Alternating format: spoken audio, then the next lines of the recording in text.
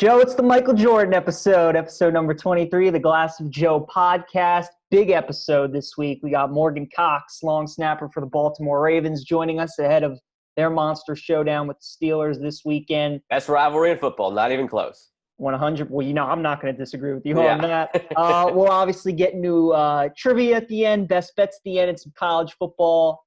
Joe, we have to start off with the World Series. And I said Dodgers in 6. I said Seager to win MVP. You nailed it. I'm hit or miss with my predictions sometimes. So when I'm on the money, I got to gloat a little bit. Absolutely. Look, but the series, if we're being honest, it should have been 5 games. The Rays were lucky to win Game 4. Everybody knows it. What a Game 4 it was, though. That reminded me of that Houston Dodgers game that went to extras. That was like 13-12, where you kind of thought once one team scored, they were going to get momentum. It just kept going back and forth. But for the Rays to win that game, send it to Game 5, 2-2, and then Kershaw got them the win. He got run support. Game 6, though, Joe, the big story, obviously, Blake Snell being pulled. I'm sure you didn't like the decision. I mean, not yeah. There's a lot to unpack with this whole World Series, and going all the way back to guest number 1, Tim Kirchin, coming on and talking to us about, regardless of how many games are in the season, we can't really evaluate the season as a whole until we get to its conclusion, as far as how meaningful it's looked at historically. So we get to the end of it, and it's the number 1 seed and the number 1 seed. And the team that won it, in the Dodgers, they were the team that probably 85 to 90% of people were picking to win it all back when it was supposed to be a 162-game season. So Right. Before I get into unpacking anything else about the World Series, just wanted to throw that out there. You could save your asterisk and re-add it to the Astros from a few years ago. Give them a second one if you want to. Yes. None attached. The best to team this at won, all. no question. No offense to the Padres or the White Sox or whatever, if one of those teams would have won it, okay, I could see the argument for an asterisk, because in a 162-game season, they might not have even made the playoffs. The Astros, for example, they were below 500. Marlins. Even if they would have won it, the Astros, being a below 500 team that had to deal with a lot of injuries, that in a 162-game season might have faltered, might have missed the playoffs, only made it because of the expanded playoffs. If any of those teams won it, asterisk. But the number 1 team that everybody was picking before the pandemic hit won the World Series, save your asterisk. Now, that Game 4 was insane. It absolutely should have been Dodgers in 5. One of my favorite stories that history will remember. Unfortunately, you always remember the winner, not the loser. But that game and the storyline that people remember, Brett Phillips needing an IV after that game because his heart rate was 140 and he was about to pass out. That is just the pure joy of the game that these players derive from it.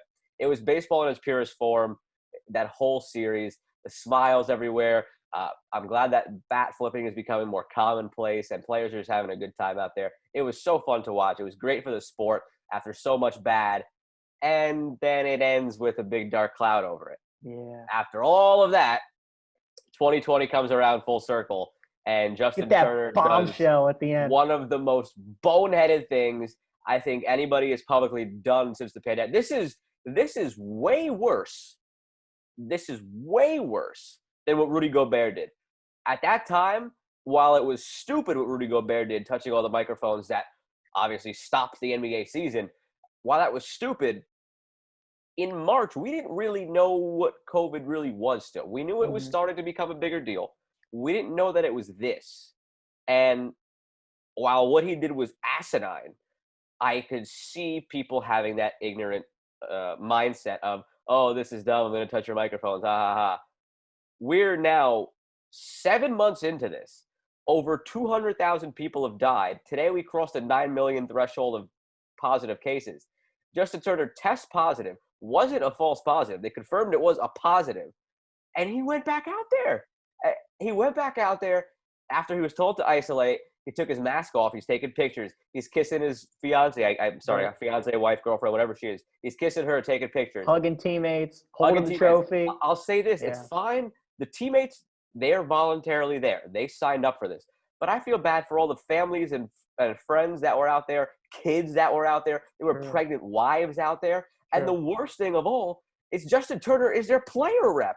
So he signed off on all these protocols, and then at the end, he violated it and put everybody in danger. So it's unfortunate that we're not talking about a Dodgers World Series as much as we should be after 32 years of not winning one. Everybody's talking about Justin Turner. So it's sad that that was a damper on it after such a great display of baseball for a couple of weeks. But that's unfortunately the world in which we live right now because Could you imagine they're the above everything. insanity if there would have been a Game 7 Oh, and my he God. tested positive? They might have not played the game for like a week and a half, 2 weeks.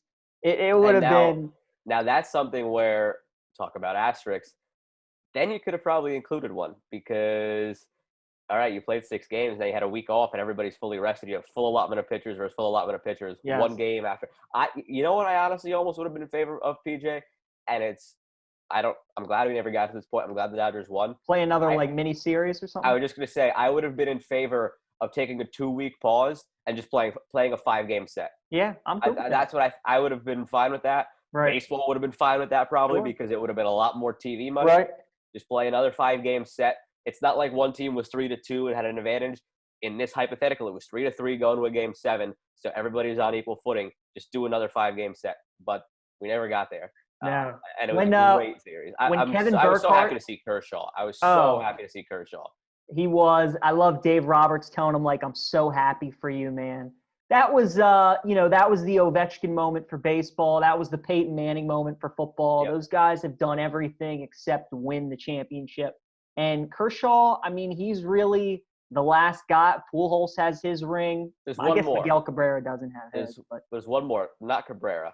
Mike Trout. Mike Trout's going to be the tough one to get over the hump because they're so bad, the Angels as an organization recently. Right. But that moment when Mike Trout gets one, if Mike Trout ever comes to get one, that will be the one that sticks out to people above all else. Yes. No, but definitely happy for Kershaw because, again, I mean, that's the only thing he was missing. And for him to play a role in it and pitch well in the postseason, I kind of thought it would go 7 games and the baseball gods would just make it so that Kershaw would come out of the pen in Game 7 to close the thing out. But, no, give the Dodgers credit. The Blake Snell move, again, that's been Kevin Cash's MO. We talked about it last week, how he doesn't let his pitchers go third time through the order. But, man, at 75 innings pitched, and you heard all the Dodgers players, Mookie, Bellinger, they were all talking about, like, yeah, when he came out of the game, we were like, what the hell's Cash doing? Like, he was mowing us down. He had 9 strikeouts through 5 2/3. I'm all for the numbers. I get it. And I'm not saying that the Yankees or the Dodgers should operate that way because they have the money to offset it. Right. The Rays, what people forget here, the Rays aren't saying, the owners aren't saying, all right, we think we're smarter than everybody. I'm just going to not spend money and we're still going to win. No, that's just, they're a small market team. And in order to have success, that's how they have to operate. They're not doing this just to thumb their nose at everybody and say, oh, we're just smarter than you and that's how we're going to win. No, this is a necessity thing for them because they don't have the funds of these other teams. And you can't just stray away from your identity because it's the World Series. You can't just do that. And I didn't envy the position Cash was in because, all right, if he leaves Snell in and Betts hits a homer, he's going to get criticized for straying away from what they've done all year. If he takes Snell out and runs are allowed, then he gets criticized for taking out Snell. He was in a lose-lose situation there. It was all just going to come down to execution. Now, where he went wrong, I think, is turning to Anderson. Anderson was one of their top relievers all season, but with giving up that run, exactly, with giving up that run, he had then given up a run in 7 straight appearances. You can't turn to that guy. Turn to Loop, turn to Fairbanks, turn to Castillo, all these other guys. But at its core, I would have left Snell in. There comes a time where you got to look at the analytics. Sure, that's who you are, but you got to look at your guy. He had no-hitter, perfect game type stuff. The 2 hits he gave up were 2 soft singles. There was no hard contact. It's not like those couple of warning shots when a guy's starting to get fatigued where there'll be a fly out to the warning track that makes you raise your eyebrows and say, oh, maybe it's time we get him out there. No, they were not touching him. They looked silly. When you get, like you said, exactly like you said, when Mookie Betts says, oh, my God, I'm glad they're taking him out, like that should tell you messed up as a manager in that case. But it just boils down to, in this age of analytics, managers have to be able to, in certain situations, trust their gut. Now, Bill Barnwell love him on ESPN, big analytics guy. He was trying to defend it, and the case that he brought up was Matt Harvey in Game 5 of the World Series that the Mets lost to the Royals. Difference being, though, I get what he was trying to say. Matt Harvey was already at like 100 pitches. He was starting to kind of run out of gas. He was emptying the tank in the 8th inning. Competitor wanted to go out there, trusted the gut, let him out there. It didn't work. But Snell was not even at 75 pitches yet. Wasn't breaking He a was so sweat. efficient, Yeah. not breaking a sweat. He was looked like fully the Cy Young rested. Blake Snell from a couple years ago. So you had to just use your eyes in that case. And I guess the White Sox will be using their eyes because they dropped the bombshell today of hiring 76-year-old Tony La Russa. So yeah, that was I loved your tweet. What year is this? I mean, seriously. Look, that's Jerry Reinsdorf for you, right? We saw The Last Dance and the debacle of how the Bulls kind of dispersed, and he's got a great thing going now with the White Sox, and that's a questionable hire. One more thing, though, about the Dodgers, looking ahead to next season, if you had your choice of them to repeat or the field, who would you take? They're not really losing anyone. That's what I'm saying. That's what I'm trying to think about real quick. They're not. I mean, Kershaw's a year older. I get it, but the lineup's still going to be ridiculous. While Kershaw's a year older, so is Bueller, May, Urias, and these young bucks and Gratterall who are gonna start getting into their primes. Yeah, that's true too. And Kershaw, is only 33. I think people think he's older than he is. Yes. Because he's been so great for so long. But he is only 33, and that's right around DeGrom, Scherzer. We don't talk about those guys like that. So why should we talk about Kershaw like that? I think it's just a perception because he's been at the top for so long, and you're waiting for him to come down, and he just doesn't come down. We've seen how tough it is, how it took them 32 years, how they've been so close over the last few years, despite how great they are. So because of that, I'm inclined to take the field. But I think psychologically they've struggled the last few years because they've always had it in the back of their minds. But now it's that video of Steve Young, the monkey off the back. Yeah. So once you get one, does two come easier now? I'll probably take the field just because it is very difficult, but I would not be in the slightest stunned if they repeat. I wouldn't be in the slightest stunned if we get another double LA repeat with the Lakers and the Dodgers next year. Now, that would be a prop bet that I would like to see at the beginning of the season. I'm sure it'll – what kind of odds you get on that, because I might play that if the odds are good enough. Yeah, interesting. I'm with you. Got to take the field just because of the percentages. It's tough, though, in the NL. You got to think the Braves and the Padres would probably be the two best contenders to take them out. Oh, wait a minute now. There's one big boogeyman that you got to remember is going to be a force to be reckoned with next year, and that is the New York Mets. Oh, because Steve Cohen is going to be the owner within a couple of days, and he has the deepest pockets by far. He, by $10 billion, is the richest owner in baseball.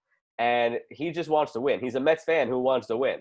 So we have to be thinking of the Mets in the context of there's a better than not chance they have one of, multiple of, or all of Trevor Bauer, JT Realmuto, George Springer, and Francisco Lindor. On top you get all those. You get two of those players, and we'll talk. I will go out on a limb and say the Mets are getting two of those guys at the least. They will get Realmuto. That is the guarantee. Put it in Sharpie. Bauer is a toss-up. Springer is the other one that I'm very confident in.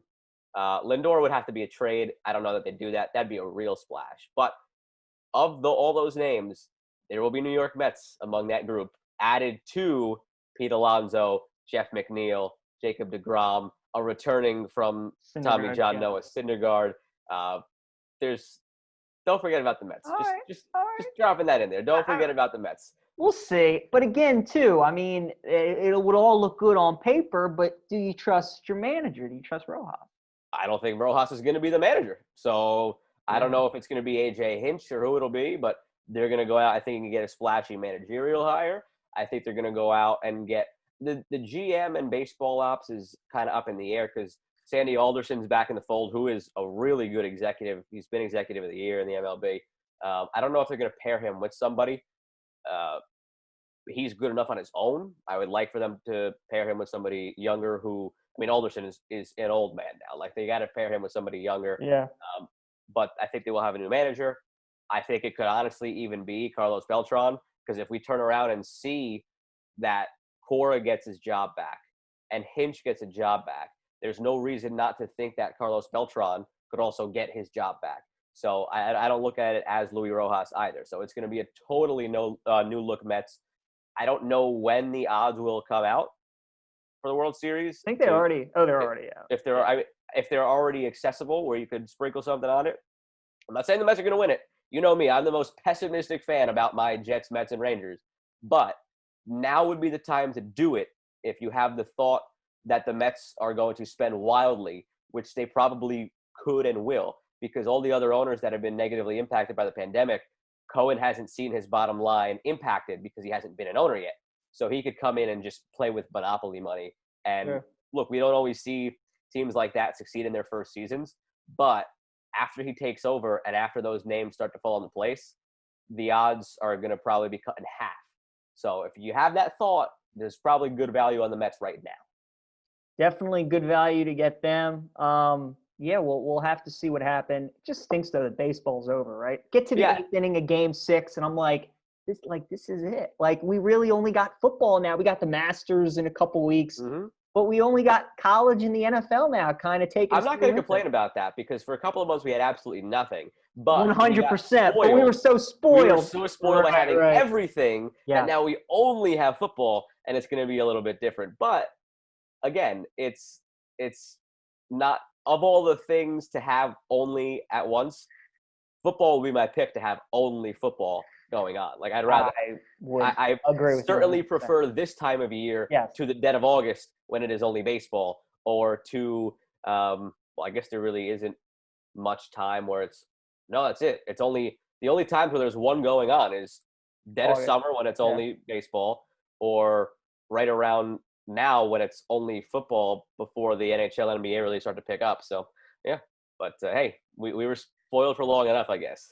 And it's matchups like this week with Ravens Steelers, while we're happy that if we're going to have one matchup, if we're going to have one sport, it's football. We got Morgan Cox, the long snapper of the Ravens, talking to him coming up next. Pleased to be joined this week by three-time Pro Bowler, Super Bowl champion, and long snapper for the Baltimore Ravens, Morgan Cox. Morgan, thanks so much for joining us. We really appreciate it. How's everything going? Everything's great, guys. Just getting ready for Pittsburgh. Well, I'm glad you brought that up. That was going to be my first question for you. And I was listening to one of your teammates, Calais Campbell, as he was having his press conference on Monday. Obviously, his first taste at this rivalry. And he said that you can just tell how much weight this game carries. There's no bigger rivalry in the NFL. As someone who has played in Ravens Steelers for 10 years, what makes this game so special? I think Coach Harbaugh said it best in one of our meetings. He said we're built to play each other. Because, I mean, just like this year, I mean, we're two of the best teams in the NFL. Obviously in the same division, we're going to play each other twice a year. So, why not prepare for the other team? And so I think both teams, both cities are have kind of the same attitude, that blue collar, just, hit you in the mouth, 4-quarter football, or as long as it takes football. I think Coach, we were breaking it down for practice one day I think it was Monday. And Coach asked Sam to break it down. He said, Sam, you've got the most Steeler games in your career of anybody here. And then who's next? And then somebody said Morgan. And it kind of hit me too. Like, it didn't even occur to me that was true. But yeah, 10 years, I feel like every one of them's been close. Every one of them's hard fought. And, there's a lot of hitting. Last year was a perfect example for me. I just thinking back on it, like, look, everybody was down on the Steelers last year. They used Mason, they used Duck Hodges, and you guys were obviously incredible. And every game was still a nail biter. So the old cliche, when these two teams meet, you throw the records out. Mm-hmm. That doesn't apply to any other rivalry the way it does to this one. I saw the stat today. Chris Mortensen put it out. 46 meetings since 1999, It's 23-23. You guys are averaging 20.5 points. They're averaging 19.8, I think it was. So like it is like the Duke Carolina where it's exactly same score, same win, everything. But now you guys are halfway through this year, just about. You had your bye week. Have you started to get into a routine? I know this year's been kind of wacky with all the testing and the protocols and all the other wrenches thrown into things, but are you starting to find that routine now that you're about halfway through, or is it just kind of like anything goes in 2020? You're talking about just the season Just routine? this season. Yep, just this season. To be perfectly honest with you, Sam, Justin, and I have had the same routine, probably not since his rookie year, but probably since 2014, I'd say. I mean, it's just like I can tell you almost exactly where I'm going to be any given week. We even we've had this tradition on Fridays that we always eat Red Robin. Looks a little different this year. We actually do, oh my gosh, DoorDash, and we get it sent to the facility now. But we used to every Friday we would go to Red Robin right after practice and eat a couple burgers and just kind of chop it up. I don't know what else we have to talk about since we've been together all week, but it's just kind of one of those silly traditions we have. But yeah, to sum it up, we've kind of found our routine and we've been together so long that like I said, we just kind of fall back into that monotony, I guess, if you want to call it that. We enjoy it a little bit of a different way as far as, like you said, just bringing it to the facility instead of going out. Hey, I guess it's the year where we're all finding ways to kind of keep our same routines, but adapt to it if we have to. And I'd say keep our sanity, really. Yeah, of course. Yeah, of course. Now, one of those differences is no fans or limited fans, depending on where you're playing. As someone who's out there, obviously, for the special operations, field goals, punts, you're not out there the whole time, so you have a chance on the sideline to kind of usually take in that atmosphere. And more so than most other players, you have that vantage point of it. How different or weird or how much impact has it had on the game this year to have limited or no fans?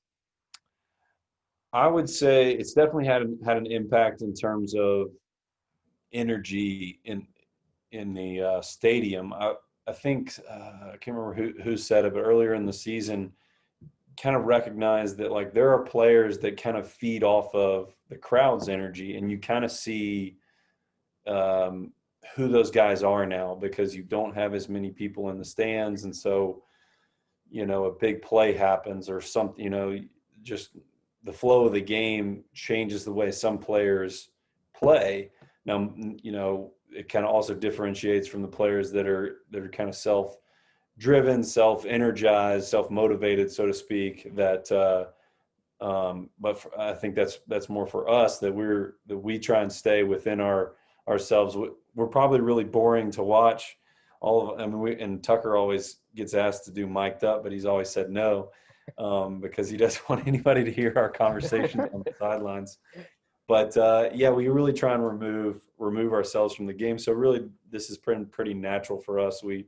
I do remember the first PAT they had of the season against the Browns. They had not figured out the crowd noise or something, and the low crowd noise they were going to play for everybody. And I went out there, and it was just eerily quiet. No coaches were talking, no players were talking on the field, off the field. And it was just this twilight zone where Sam calls for the ball. And I was like, wow, I can't hear. There's literally nothing else. No other sound in the stadium. And so that was the first one was weird. But then beyond that, it's been pretty good. Now, you talk about your teammates, Justin Tucker, Sam Cook. You guys are the Wolfpack, the three of you. How did that nickname come about? Justin's rookie year, I think we had made a couple kicks, important ones. I think it was – I don't remember which game it was, but he had made the Patriots kick. We might have made – maybe it was after the San Diego kicks when we tied the game and won the game. But, he made the comment to a reporter that we're the three best friends that anybody could have with the Wolfpack. And the name has stuck ever since. And we've been together 9 years. So that's what everybody calls us. I mean, when guys walk past us in the meeting, because we sit pretty close to each other, 6 feet apart, of course, but we sit pretty close together, and everybody will walk by us and go, Wolfpack, good morning, and stuff. So it's weird how it's stuck like that, but it's fun. Now, Morgan, I think I was watching NFL films one time years ago or whatever, and I remember Terrell Suggs would get pissed at anyone that would come talk to you guys during games. And I didn't know if, since he's not there anymore, if that unwritten rule kind of still applies. Do you three kind of just do your own thing during the games? Yeah, we what do we call it?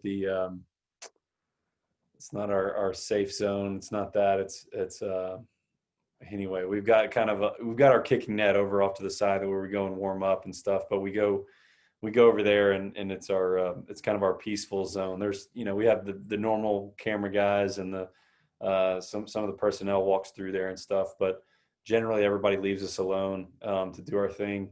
But I do remember that it was the Chargers game his rookie year, and Ray went over to say something. I'm not sure exactly what he said, to bless him or something, like that. And Right. Terrell was like, "What are you doing, Shug? Get away from him! Get away from him!" and stuff. And so That's exactly what it was.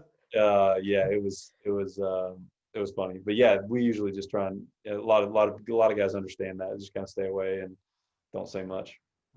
Now, one of my friends in high school was a long snapper for our team, and he went on to be a GA in college, and same thing, helped out with the long snappers. He always used to tell me that sometimes it's more nerve-wracking when you have an elite kicker, because JT is hitting that kick 90% of the time. So all the guys are on you and Sam not to mess up the operation. Do you? I mean, now it's routine for you guys, but early on, when you realized JT was who he was, did you feel more pressure that, oh crap, as long as I get it to him, he's making it. Let me just make sure I get it to him. Yeah, I mean, I've always kind of felt that. I've kind of taken that approach, I should say, from the time that I was in college. I mean, it was nothing new to me to be snapping to Justin as it was snapping to Daniel Lincoln was my first kicker at Tennessee. I always felt like if I snapped the ball the way that I'm supposed to, that my kicker was going to make the kick. Now, yes, Daniel Lincoln is different from the greatest kicker in NFL history, but yeah, I do remember when we were in quarantine for COVID, and we came back and we started practicing again, just three of us, just before camp started and stuff. And I started snapping to him. I was just for some reason, I just kind of felt some nerves getting back together and stuff. So, but that was just in practice. But it's still the same approach every time. I want to snap the ball, laces out when Sam catches it, and then he puts it down in time. And Tuck has plenty of time. We call it big balls. I don't know if I can say that necessarily. But, you're good. Yeah. But I want to snap it to where the ball looks like it's 10 feet wide, and Tuck can kick it. And he's got tons of time. Now, Tuck's obviously an amazing kicker. Sam Cook's an amazing punter. But Cook is also a fantastic and efficient quarterback. After the Washington game, he's now 7 for 7 in his career. So, Morgan, I wanted to ask you, who takes more pride in being the best? Is it Tucker as a kicker, or Sam or Cook as the efficient quarterback? Oh, that's a tough one. I would say Sam's overall outlook in life is that he wants to be the best at everything. So I would say Sam automatically, but I mean Tuck loves the glory too. So I mean right. he loves being the best in the game, and he's proven himself to be that. So I would say Sam just barely edges him out. Does he ever try and outdo Lamar in practice or anything like that? No, he knows he could take him, so it's all right. Love it. Just a very niche specific question here, getting football nitty gritty. We were just both curious. Ever since the rule was implemented a couple years ago, where defenders couldn't line up directly over the center, what has that changed for you? Has it made life easier? What was the biggest thing you noticed in the years that have followed versus the years prior? So I've heard the saying that timing is everything in life, and that rule was implemented my rookie year. So in 2010. Has it been that long? It has been 10 years now. Oh it's been kind of fine-tuned to where now you can't hit me directly on field goals. Punts, it's pretty much been the same. So I think it was in 2009 that I think the way I understand it, the Patriots and the Ravens were playing in 2009, and I don't know who did it first, but one way or another, like if you guys remember, Haloti Ngata was lined up over their snapper, and I think it was like Vince Wilfork or something was lined up over the Ravens snapper Makatula at the time, and I mean there was no like attempt to block the punt. It was entirely just like smash the snapper, and so I think it was after that game that the competition committee came together and was like, hey, maybe we can't do this to snappers because they're in a real big disadvantage. So then I come in the next year, snappers the snappers get that the shoulder length or shoulder width kind of distance where they can't be lined up over. Now, if there's little, like you said, niche rules where if somebody moves, then it allows for the snapper to be covered. But for the most part, it does kind of make it a little bit more difficult because I've been lined up straight over, and you kind of know where your guy is when he's lined up straight over you. Whereas, like if he's, to your right or to your left, you've got to set to him, but then he could also cross your face. And so, I mean, there's little things like that that you kind of have to account for. Gotcha. Now, long snappers, look, you guys never get any airtime unless you mess up, unfortunately. I mean, every punter, kicker, they get the airtime. Whether JT hits a kick, Monday night, Johnny Hecker nails a few punts. You got the whole punters are people too movement. What's it going to take for us to get some recognition, though, for long snappers? Long snappers are people too, Yeah, absolutely. Well, I mean, we were happy last year when they included us on the Pro Bowl ballot.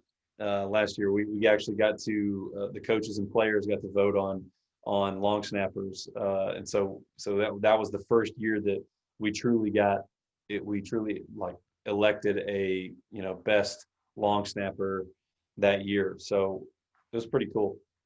Now that's one position too where like, all right, kicker guys unfortunately get hurt, you miss kicks, punters, you have some off things. There's 32 long snapping jobs. And you look around the league, there's guys that are there for 10 years. It is under the radar, one of the most exclusive groups at any sport, any position. So sure. I know for the longest time, Tanner Purdom was it for the Jets. I'm a Jets fan, by the way. So a week like this, I watch your guys game against the Steelers and enjoy it while I cry over a 30-plus point loss to the Chiefs. Sure, yeah. Besides the point. Yeah. I mean, that's evidenced by, this year we have, because of COVID, we have Nick Moore is on our roster right now on our practice squad. And he's essentially my backup. So if if COVID hits the locker room and for some reason, I'm not able to play, he would be able to step in, and I'm really the only one that truly doesn't have a backup, for a game like that. Whereas, if a kicker in the league goes down, then usually, like you said, like a punter could take his spot for the game, or vice versa. But, typically the long snapping duties are so strange, I guess is the best word for it, that there's typically not a guy that's could get really through an entire game that way. You got a guy like I tore my ACL twice. The second time, Haloti Ngata actually took the field goal snaps after I had gotten hurt. And so there's typically a guy that can get you through like the end of the game. But like I said, we have Nick Moore on the roster to be able to, take a whole game if that circumstance were ever to rear its ugly head. Well, hopefully not. The next step for the long snappers is now that you guys are in the Pro Bowl, we got to get you into the Pro Bowl festivities. Love to see you in dodgeball or something like that. That'd be pretty cool. Morgan, I've always wanted to see that skills competition come back and have us included. And one of my favorite things. Yes. Take out some bottles or something. I was just going to say, you put some bottles up on a ledge, see who could take it out. That's exactly what I was going to say. Absolutely. Now, Morgan, we got two final segments that we do with all our guests. Before that, one more question. Just what's your pregame routine like? Are you a superstitious guy? Pregame meals? Is there something that you always have to do before games? I'm not superstitious. I'm just a little stitious. No, I have my routines. I had to say that. One of our Are you a big Office guy? Yeah. Our defensive coordinator loves to say that too, so I had to use it as well. But yeah, I'm a little stitious. I have a couple little things that I like to do. I try and eat something similar. I do a little meditation. Actually, is a pretty new one that I've been doing, just kind of to kind of, I don't know, center myself. Is that the what you're supposed to say? Yeah. But just also just acknowledge the situation that I'm grateful for where I am. Pray a lot during that time, and then right before the game, we usually have a timing where I get ready at a certain times. Tucker has his routine where he lays his whole uniform out right in front of his locker, and then I think he takes a picture of it occasionally, but he's done that ever since I think college. And then we go out and we do our normal routine, and from there it's very, very regimented. But yeah, I mean, little stitious. Little stitches. As I mentioned, the two final segments we do. First one's the Swift seven rapid fire questions, and then a trivia question for you at the end. So question number one for you, Morgan. If you could go pro in any other sport, what would it be? Golf. Nice. All right. Favorite SEC stadium you played in outside of Neyland? Shoot, I know this would be quick. Alabama came to mind, I guess. I hate to give them anything, but I'm a Bama guy, so I appreciate don't look over PJ's shoulder there. Yeah. Then I'll have to change my answer. I don't know. Florida was another one that was fun. So I love playing at at Heinz Field too. So I just love the rivalry stuff. So yeah, I'll go with Alabama. Sunday night at Heinz Field, that's probably your favorite game. 100%. Strangely enough, they have one of the best sound systems in the league. And so when Renegade comes on, obviously I'm not a fan of them at all. But I mean, we've kind of taken over, that. I mean, I shouldn't even say that, but we've kind of, a lot of plays have gone our way when that song comes on. And so I associate it with a lot of positive moments. So I love that. I love that song because of that stadium. Yeah. Favorite city road trip in the NFL? City. Seattle came to mind right off the bat. I've only gone there twice, but had some good sushi, and it's just a cool place to walk around. New Orleans, because of the memories and the food as well. So yeah. Crawfish or Baltimore crab cake? Crab cake. Yeah, I like crawfish, but crab cake. Good crab cake. Yeah. All right. Number 5, favorite NFL stadium outside of M&T? Heinz Field. I'd go back to Heinz Field was a lot of fun. Gosh, it's really, I can't even come up with a close second on it. All the Ravens. I remember Flacco said that was his favorite. Suggs says it's his favorite. Yeah, it's just that I can't really describe the atmosphere other than just it's Heinz Field. And you hate the team you're playing, but you know it's a special game and a special atmosphere. Absolutely, yeah. I think, not to go on a tangent, but I think Terrell Suggs used to get fan mail from the Steelers fans saying, obviously they don't like him, but that he made the experience fun for them because he was a villain, that he played that role that made it a lot more fun to watch the games. And so it's the same type thing. You love to hate him. Everybody needs every rivalry needs a guy like that. But last one, you made it through the Swift 7. Oh, excuse me, 2 more. I almost cheated ourselves out of a question there. Outside of the Wolfpack, favorite teammate you ever had going back to college or in the pros? Oh man, that's tough. I could name so many people. Favorite teammate. Oh man, I can't answer that. I've heard so many. I feel like I've hurt so many people's feelings. That's fine. I'm still best friends with 2 guys in college. I've just had so many teammates over the years that I'm still in touch with from the NFLs. When you play, I'm in year 16 of post high school football, so yeah, it's there's There's too many people. Joe, Fair enough. I'll get a quick substitute in there. What's your favorite game that you've played in besides this winning the Super Bowl? Obviously, is there one that sticks out? The first thing that popped into my head was the divisional game in Denver that same year. So when we hit the double OT winner in Denver, it was negative 15 degrees. I had the flu on the way out to Denver. I don't think we've traveled 2 days before. We traveled the day before. I slept like 13 hours the night before. I mean, I remember Marshall Yonda couldn't believe he was like, "Why are you getting an IV before the game? All you're doing is snapping." And I was like, "I'm sick, Marsh. Like, I can't even stand up right now." And of course we go to double OT and negative 15 degrees. And I mean, that was easily my second favorite. All right, we changed to the Swift 7.5 then with that. Yeah. But the last one, favorite sports movie. Favorite sports movie, Rookie of the Year and Pistol Pete. I'm gonna name two. Rookie of the Year, I can nearly quote line for line. Pistol Pete, my dad calls me Pete, so that's my close second. All right, there you go. Nice. The trivia question. Now, whenever we've had athletes on the show, we try to make it not necessarily sports history, but like your personal career recall. So for you, and it's 3 strikes, 90 seconds. Those are the parameters here. Okay. So since you joined the Ravens in 2010, obviously you guys have done a lot of winning. There's only 3 teams that you were unbeaten against. Can you name the 3 teams that you personally have never lost to?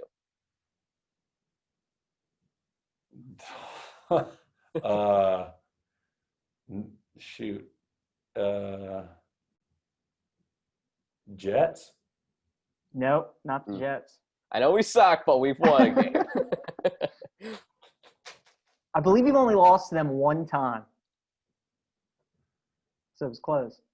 Well, we played the Jets my very first The Monday night game. NFL game. When you guys played Giants Jets back to back, I think that was the year you lost to them, if I remember correctly. Okay.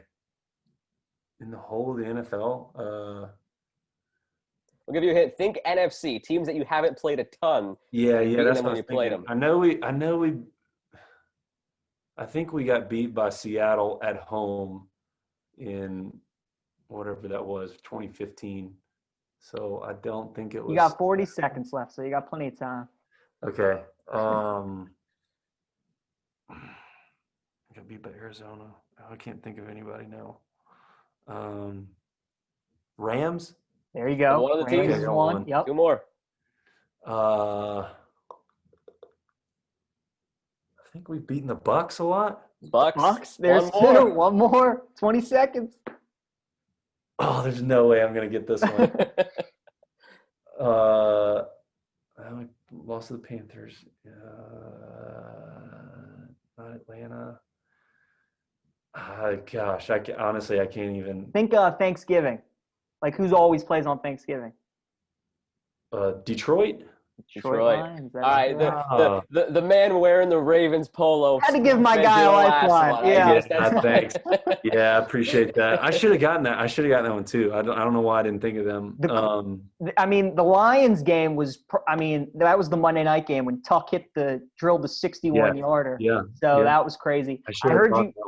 I heard you mention the Falcons. You lost to them your rookie season. You've beaten them every year since, but you lost them your rookie season. So those are the 3 teams you've never. I'm impressed with myself. I got those 2. Right, pretty good. But yeah, that's funny. That's a good one. I like that one. Yeah. You're the second NFL guy we had on. I probably shouldn't say this week, but the first was Minkah Fitzpatrick. Oh, okay. He got his trivia question too. So good. See the comment thread here. PJ, a Bama guy and a Ravens guy. He had a Bama guy on, and he's got a Ravens guy on now. So nice. There you go. Well, Morgan, we appreciate you joining us, man. Obviously, game of the year up to this point so far. So enjoy it. Good luck, and appreciate you joining us. Stay healthy throughout the season. Thank you very much for having me on. Appreciate it. Enjoyed it. Yeah, man. All right, Thank you. Joe, absolutely love that interview with Morgan Cox. Second NFL player we've had on, but it was great to have a guy on during the season. Yep. And it's great that it was a Steelers player and now a Ravens player. Yes. And we got the Ravens player during Steelers week. We So almost got the everything's Glass of coming Joe full circle. Bowl going on here this week. Yes, we gotta have the winner back on the show first. That's so there exactly you go. Right. Yep, loser gets kicked to the side, winner gets to come back on. But I loved his quote off the top of how he said that Coach Harbaugh just kind of said, Ravens Steelers is so good because they're built to play each other. And it's true. They're both had such good defenses for so long. They've both had quarterbacks that play well in the postseason. Obviously now Lamar's the quarterback instead of Flacco. They both usually are able to run the ball really, really well, and they can win on the road in big games. They've really been the two biggest threats to the Patriots in the AFC for the last decade. So that should be a lot of fun. I know you think the Steelers are going to win the game outright. I do. I kind of am leaning that way too. It'll be interesting to see. My biggest thing with the Ravens is these last 3 weeks, they've played Washington, Cincinnati, and Philly, teams that they know that they can beat. And they haven't been running the ball. They haven't played kind of their style. They've tried to get the pass game going. And now that they play the Steelers this week, the Colts next week, the Titans the week after, now that their schedule starts to get good, I want to see if they start going back to last year's offense. And the defense now that you get Yannick Ngakoue, do they settle down with the blitzes and the pressures?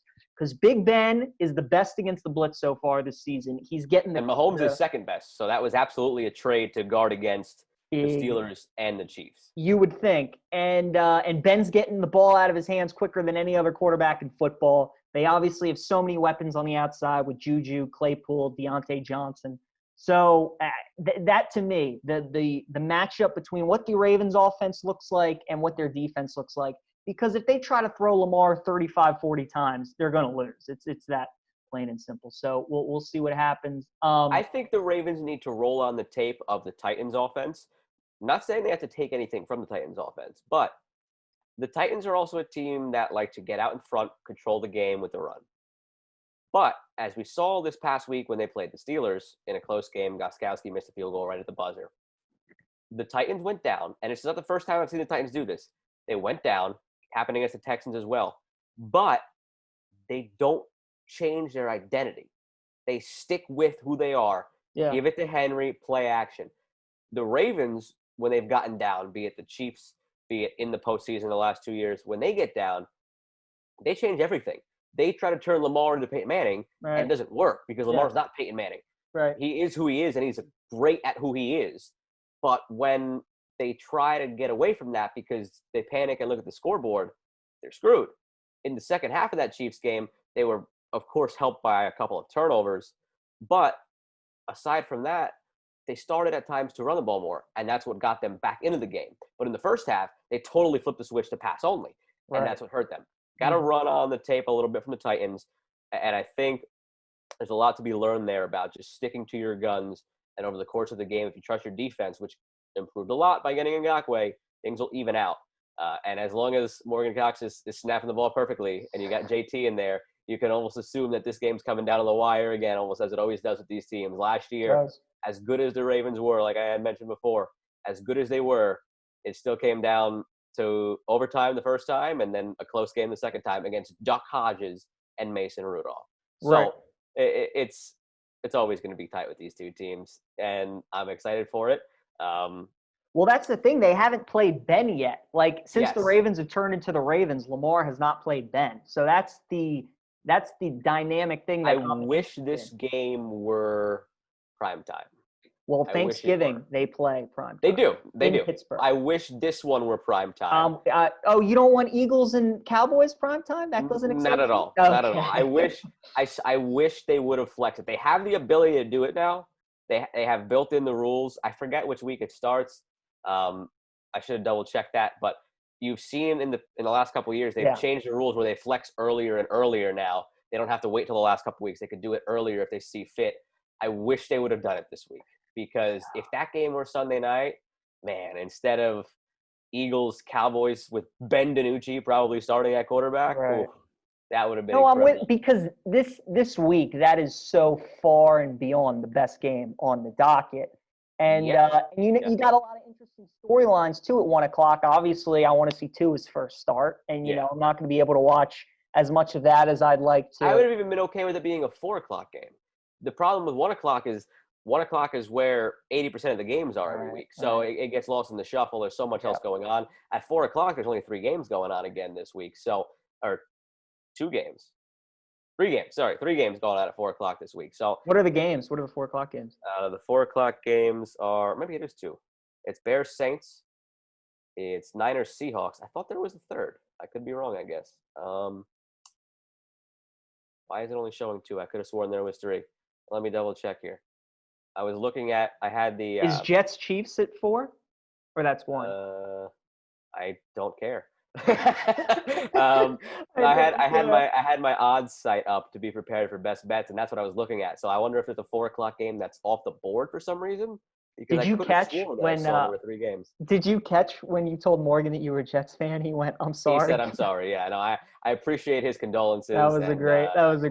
I did go ahead and look up the one time, or the time that the Jets beat his Ravens, and it was a horrible game. That's why I couldn't remember it. I remember. Yeah, it was Geno Smith and Fitzpatrick. They split time, and it was horrible. It was absolutely horrible. Yeah, it was. They played the Giants and the Jets back-to-back weeks in New York, and I had gone up for the game against the Giants. My parents went up for the game against the Jets, and I remember it was horrendous. Yeah. So Matt Forte had like 100 yards on the ground, and that was the difference maker. That was it. Matt Forte. Yeah. That's a name right there. That was a quick blip on the radar for the Jets. It is only just 2. Oh no, 3. There it is. For whatever I guess. With deposit, I knew I saw 3 there, but I was looking at the odds site to be prepared for best bets. Like I was saying, one of the 4 o'clocks was off the books. The one that's off the book is Chargers Broncos because the Chargers had a positive COVID test, so temporarily off the board.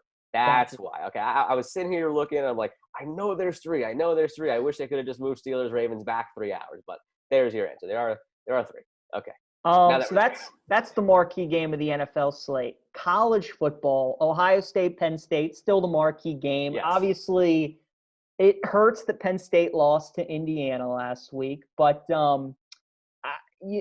this is the game that people were circling on the Big Ten schedule. Michigan definitely now maybe makes things a little more interesting with that Michigan-Ohio State game down the road if they can build off of what they did last week.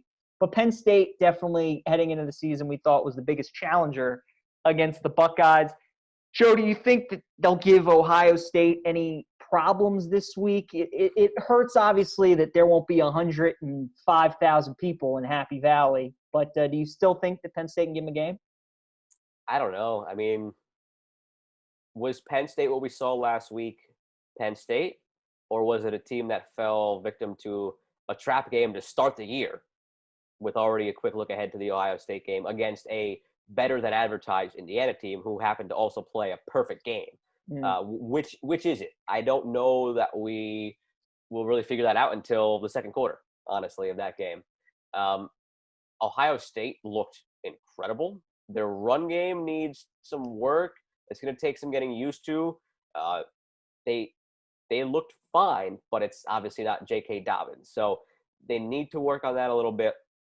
But Fields to Olave, that combination is going to be incredible all season long. And you just hope. I hate that we're already talking about this only a weekend. You just hope that everything stays fine with COVID tests. We questioned the Big Ten reversing its course, and a week into it, already Wisconsin's on the shelf. Right. And it didn't take a rocket scientist to figure that out. If you look at a heat map of COVID right now, Wisconsin is the brightest red state there, and the other ones are all in the Big Ten country, besides Florida, which I'm very happy to be getting the hell out of in a couple of days. Now, the other thing here too, I was looking at the stats just because, again, with this happening in Wisconsin, I wanted to dive into the numbers a little bit. It took Wisconsin a few months to get to the 100,000 case threshold.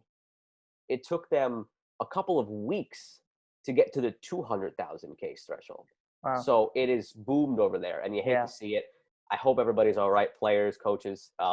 It unfortunately clouded a great storyline. That was the quarterback coming in, Mertz, and threw one incompletion, 4 incompletion. touchdowns, and almost 300 yards, and was all of a sudden out of nowhere like, oh, could this guy win the Heisman? Which is obviously week one, just overreaction. Right. But you just hope when you see a game like this now on the schedule this week, Ohio State, Penn State, that regardless of the outcome of that game and whatnot, everybody's fine. And that's really all that matters right now. It seems like the first couple of weeks have always been the toughest for any league that's restarted. The MLB had a couple teams early on. The NFL had a couple issues early on. The Big 12 had a couple issues early on. The SEC had a couple issues early on. So we have this issue with Wisconsin early on. You hope that's it this week. But as far as the game itself, I got to go with Ohio State. I don't think they get upset. I think seeing Penn State lose, seeing how good Michigan looked, everybody better be rooting for Ohio State, because if Penn State beats Ohio State, at least if you're a Big Ten fan, that is, because if Penn State beats Ohio State, the Big Ten is going to cannibalize itself the way the Big 12 already has, aside from Oklahoma State. Yeah, I'm with you. The spread, I think, right now is about 12 and a half. I'm not going to touch it. That sounds about right. It'll be right around that area. Ohio State might pull away late, but they're just too talented. There's been a lot of talk about, is the gap the same in the ACC as it is in the Big Ten between Clemson and everybody else and Ohio State and everybody else? I don't know if it's that dramatic, but Ohio State's pretty damn good, and the gap between them and whoever the second best team is a lot. I think they beat Penn State. I think they'll beat Michigan when they play them. They're just really, really good. We got Clemson Notre Dame next week, so that should be another good one too. But yeah, I think the Buckeyes roll, and Justin Fields, all the hype about him coming into the season, he only two, I think, had one incompletion against Nebraska. It wasn't many. It wasn't many. So he was slicing and dicing them up as well. All right, Joe, it is time for best bets. You are 16 and 19 on the season. I am 14 and 21. You got another game on me because I went 0 for in the NFL, and you had a nice little day in the NFL. I did. So with that, I'll start us off. Yeah, your number 5 pick. I'll start us off. My number 5 pick. I'll stick it at 5 this week. I won't slide it up the board like I have been, because it's a big number. But I said, if the Chiefs-Jets was this side of 4 touchdowns, I'd take the Chiefs. It's this side of 3 touchdowns. It's 19 and a half. So I'm getting mentally a free 8 points here. So I'm jumping on 19 and a half with the Chiefs, and I'm not thinking twice about it. Nothing needs to be said about this. The Chiefs are the best team in football, or one of the best. The Jets are one of the worst teams of the last decade. And we've talked off pod about this. Take all the Le'Veon props and take the under. I think I like the under a lot in this game. I like the under because the Jets might not score, and the Chiefs will probably show mercy at some point. Right. I'm thinking 34-7, 31-7, right in that ballpark. Something like that. Oh, by the way, last week when we were talking about Ohio State for best bets, and I was giving my reasoning, I said I see that game being like 49-17. Field goal off, 52-17. I was close. You were right there. Well, we talked about the KC Jets under. I'm going with an under in my number 5. Going to the college game, Auburn LSU, 65.5. The last few years, these teams have been playing. Last year, LSU scored 23 against Auburn. They won 23-20. That was by far their worst offensive showing of the year. LSU's defense has been awful this season, but so is Auburn's offense. And Auburn's defense, again, they haven't been great this season, especially how they normally are, but they seem to always play LSU tough, especially at home. I think this could be a 30-27 kind of game, 65.5, just too many points. I like the under. All right, so this is one where if you're listening to the pod, sorry, you can't bet it because we're releasing this Friday morning and it's a Thursday night game, the way we recorded this week. I can't tell you a ton about these two teams, okay? Which probably is not how you want to start a sentence when you're making a bet. South Alabama on the road against Georgia Southern. Now, what I do know about Georgia Southern is that they are a triple option football team that is hard to stop. And I do know that they are playing that game in Georgia in a rainstorm. So good luck stopping that triple option offense. And the spread is only 3. So I like Georgia Southern -3. I like that was a pick that I didn't have on the board until I started seeing the weather forecast tonight. So that's all. Look at you. All right, going a little college football down in the what the hell is that comp? Sun Belt. There you go, the Fun Belt. Number 4, Joe, college football has been good to me, and more specifically, college football with stinky lines. I had Indiana last week against Penn State. We got another smelly line here. My number 4 pick, Virginia +7 against North Carolina. North Carolina with that offense bounced back last week against Florida State. But again, you look at their 2 road games. They barely squeaked by Boston College, and they lost to Florida State. They go on the road to 1-4 Virginia, who hung around with Clemson a little bit. Only a touchdown. That's a stinky line. So I'm going with Virginia +7 here against North Carolina. All right, so the other game that I'm going with in college, only 2. It's a line that I was very curious to see what it looked like this week. On one hand, you had Indiana upset Penn State, and now they're ranked.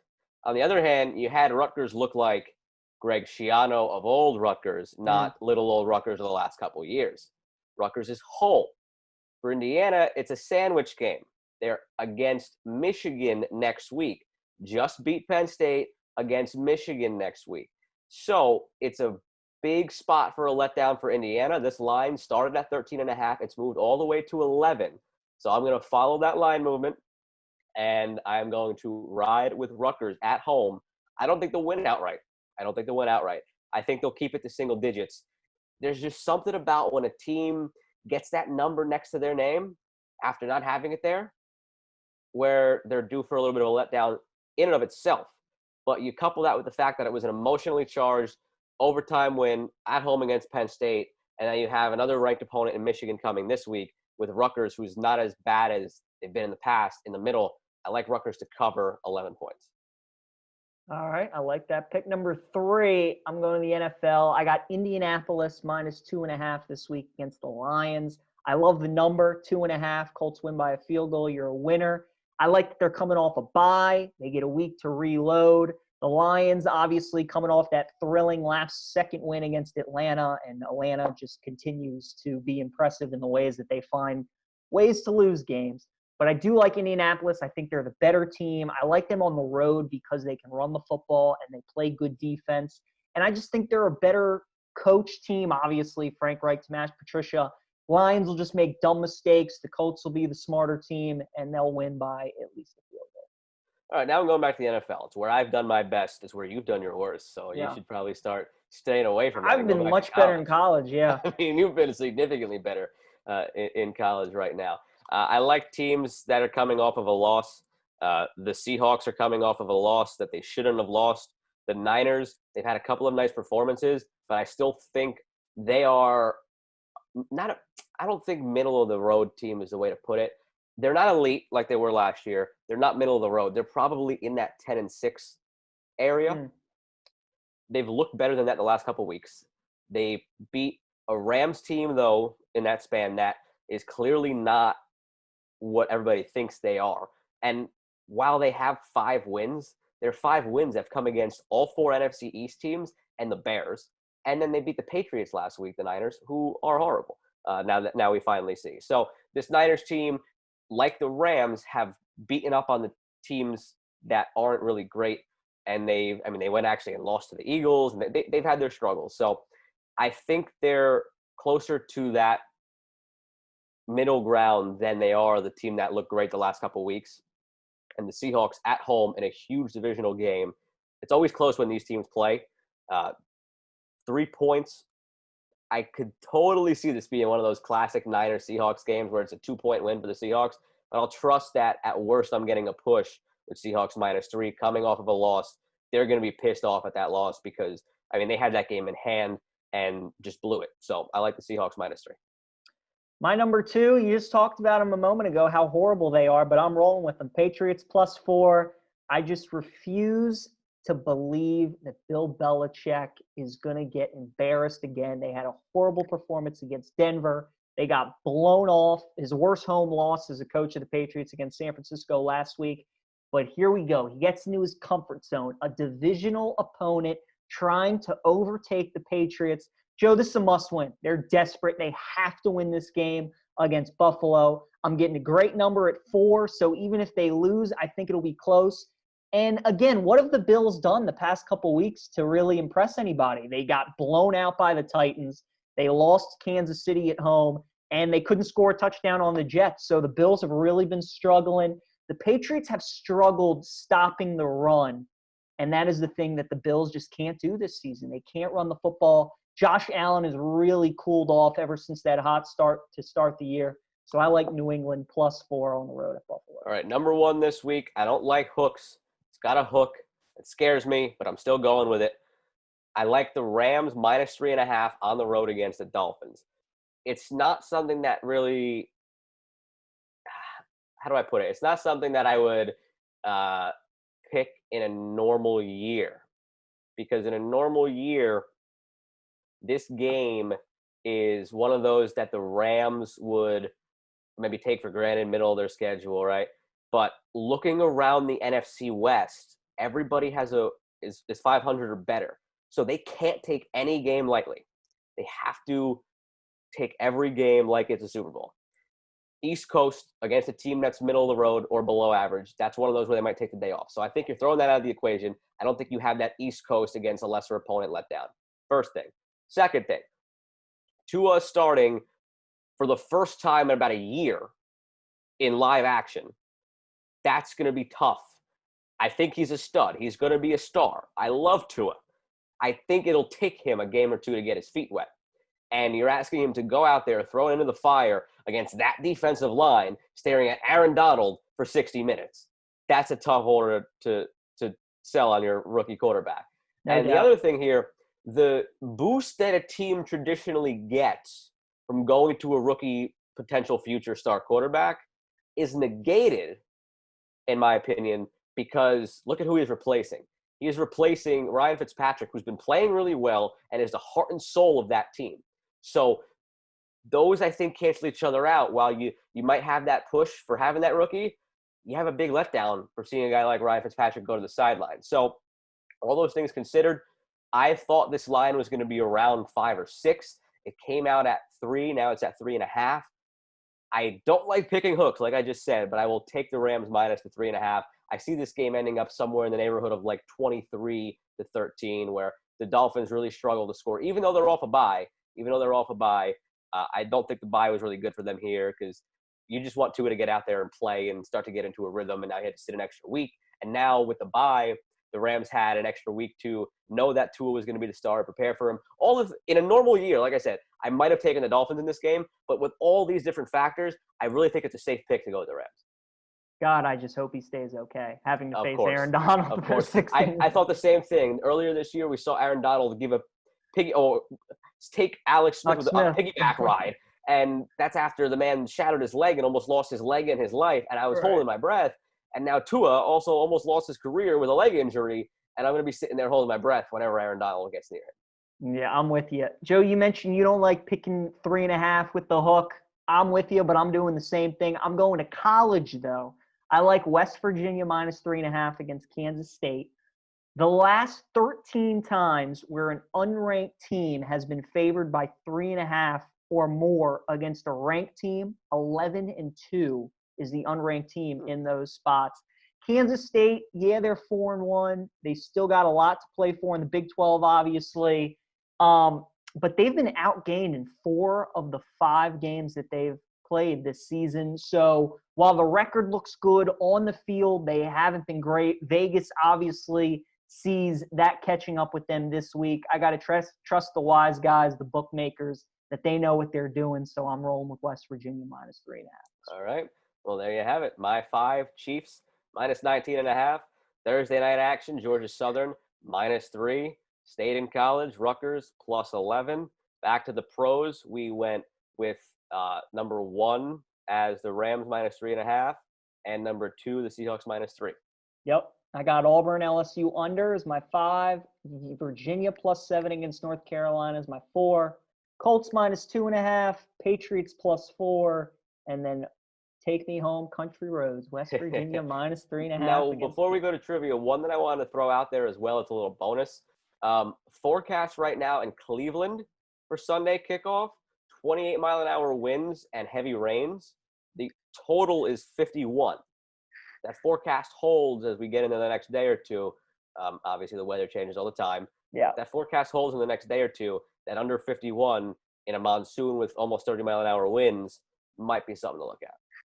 Interesting call with two teams that like to run the ball. So Yep.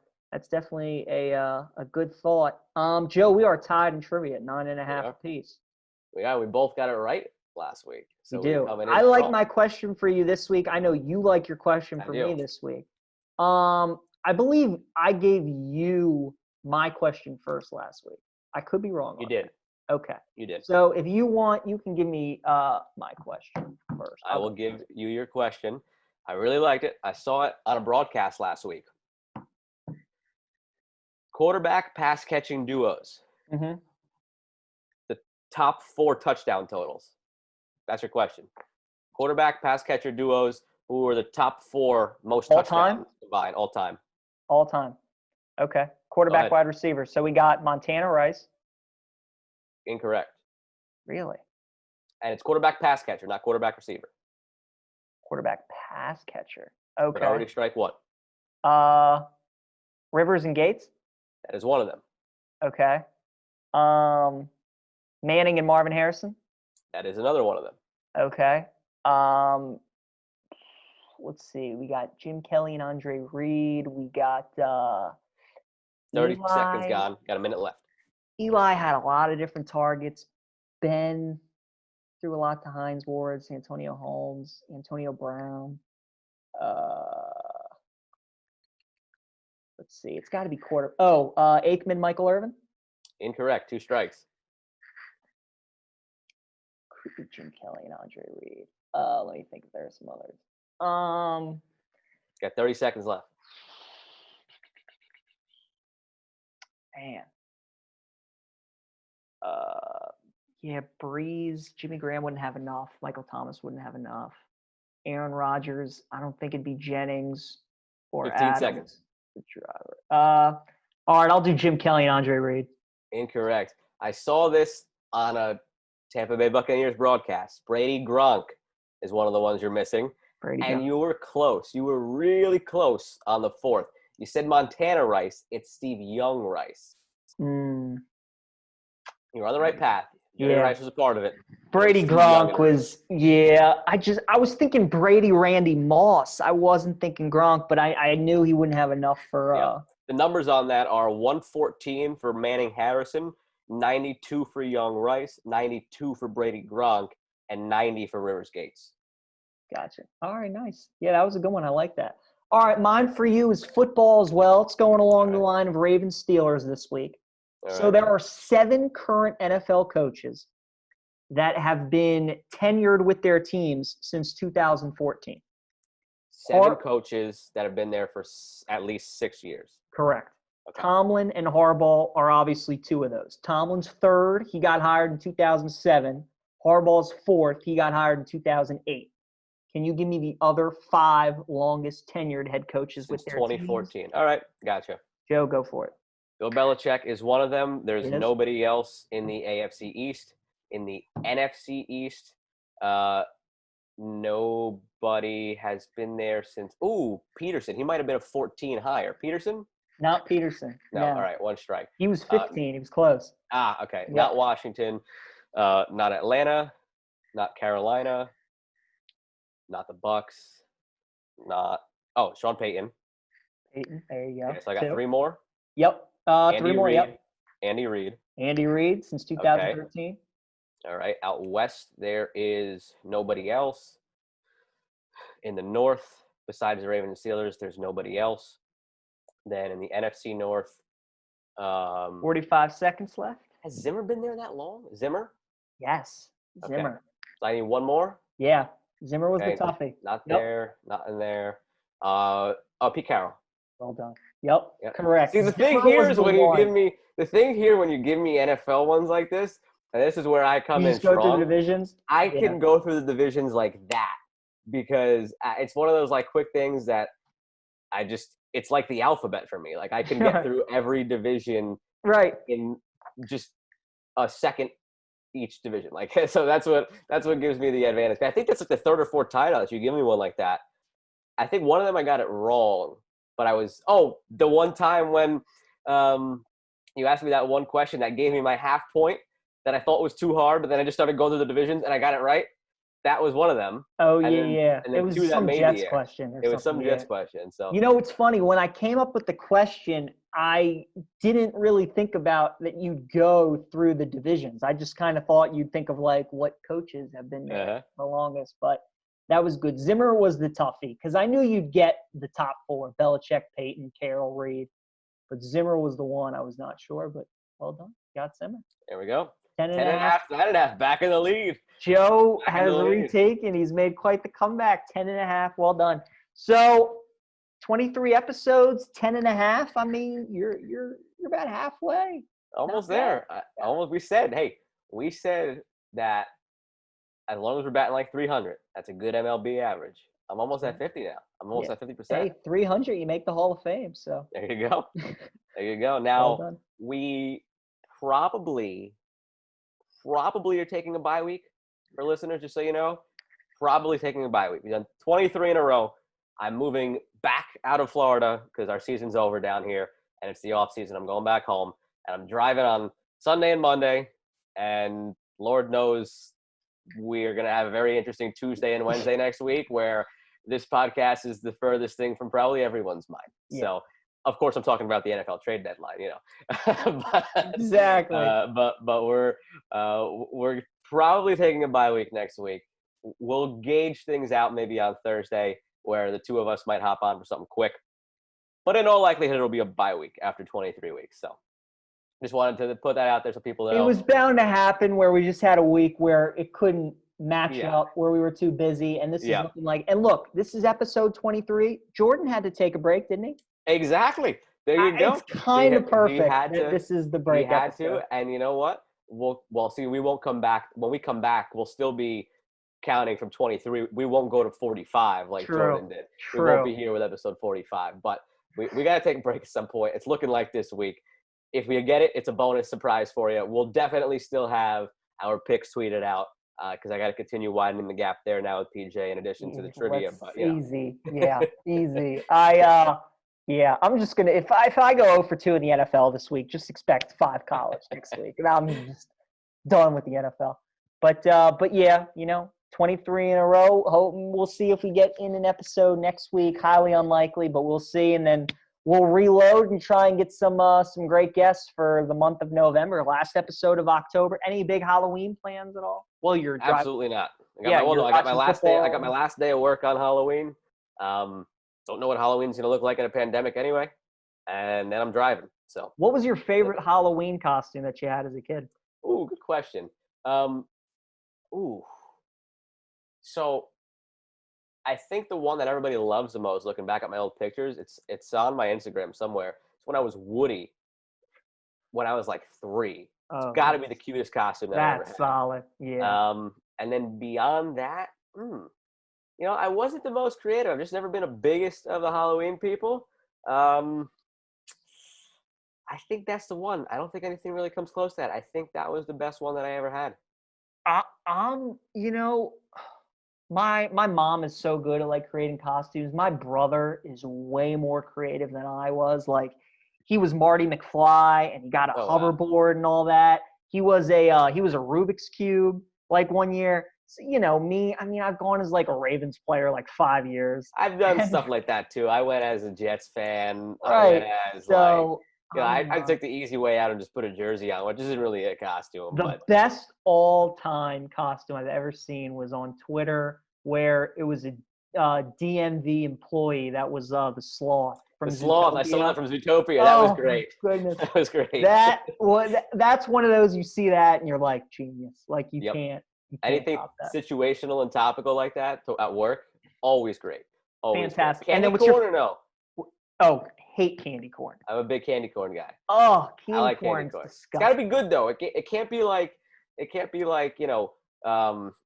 someone like the candy brands that make like jelly beans and whatnot that also just happen to dip their toe in the candy corn pool come October. You got to get it from like a gourmet like mom and pop farm that like happens to make it. Then it's good. Then it's Okay. real good. They make it with that like locally sourced honey that they farm on their own farm. Then you're talking like some good sweetness and not that like store processed crap. Candy But corn just doesn't do it for me, it's not like Peeps. Peeps are no. I pass on Peeps, but candy corn I can do. Peeps are, I don't make a peep out of Peeps. They're all right. I Yeah, like there you go. Twizzlers. I like Twix. Twix I is like my Halloween Starburst. candy of choice. Yeah, And Twix. sour Skittles. Twix and sour Skittles. Okay. Very nice. All right. Well, Joe, have a nice Halloween. Have a good trip back to Jersey. Thank you. I And, hope our picks aren't scary. I hope they're Yes. So, Maryland, are they going to cover this week against Minnesota? Oh, I've tried to go the whole show without referencing what that debacle was last week. I was texting my friends that I graduated with. They said, "What do I think tonight?" Before the game started, I said, "Maryland loses by 4." About halfway through the game, they texted me. They said, 4, right?" I said, "Oh, did I say 4? I meant 40." Add a 0 to that. Yep. And then they lost by you were 40. right. Yeah. And then they lost by 40. So I don't Sure. know. I don't have any faith in the team. I wish I could have more faith in the team.